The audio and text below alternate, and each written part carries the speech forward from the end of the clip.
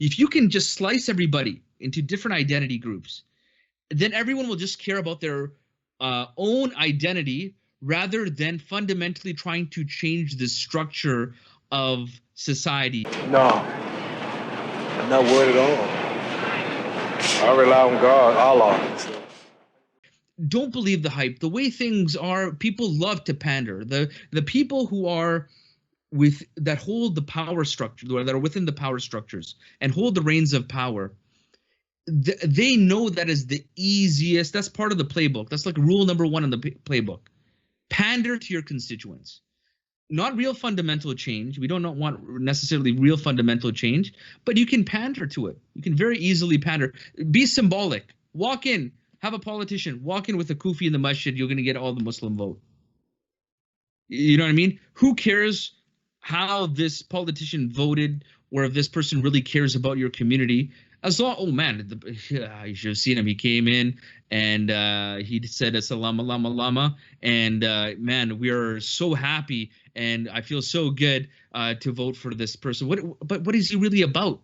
You know, what is this individual about? What have they really done? You saw that scene with the House Democrats all kneeling and wearing that kente cloth.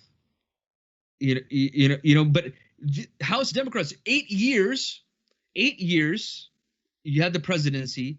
What type of reform fundamentally did you bring within your society from a legislative perspective?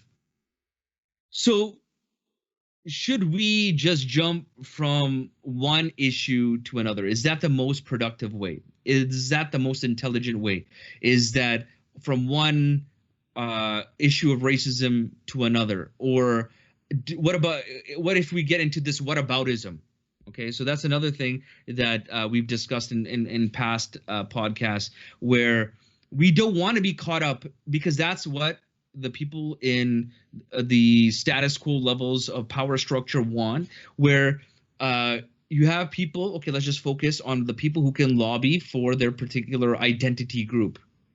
And then you'll have people amongst themselves. You'll have all these different, if you can just slice everybody into different identity groups, then everyone will just care about their own identity rather than fundamentally trying to change the structure of society or the perspective of how we even approach the issue of injustice, of oppression, of intolerance, of things like racism and Islamophobia. You won't be able to structurally do that because you'll have people saying, "Oh, what about my group?"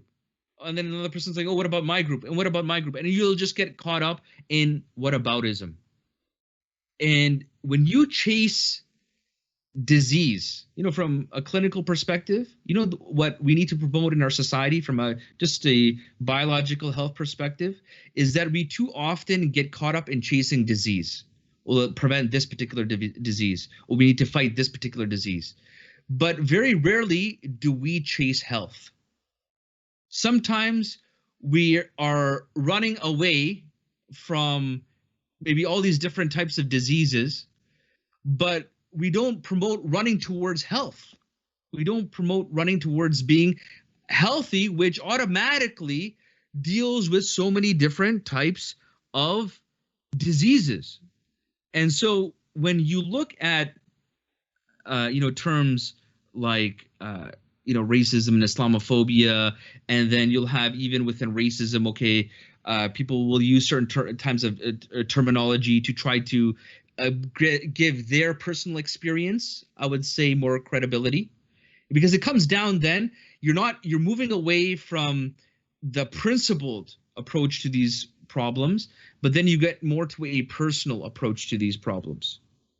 And when you start doing that, then you aren't able to now affect it in a more structural or more principled way, where then you can have a vast majority of people being affected with justice, or being influenced or benefiting from a just type of society or a just type of attitude.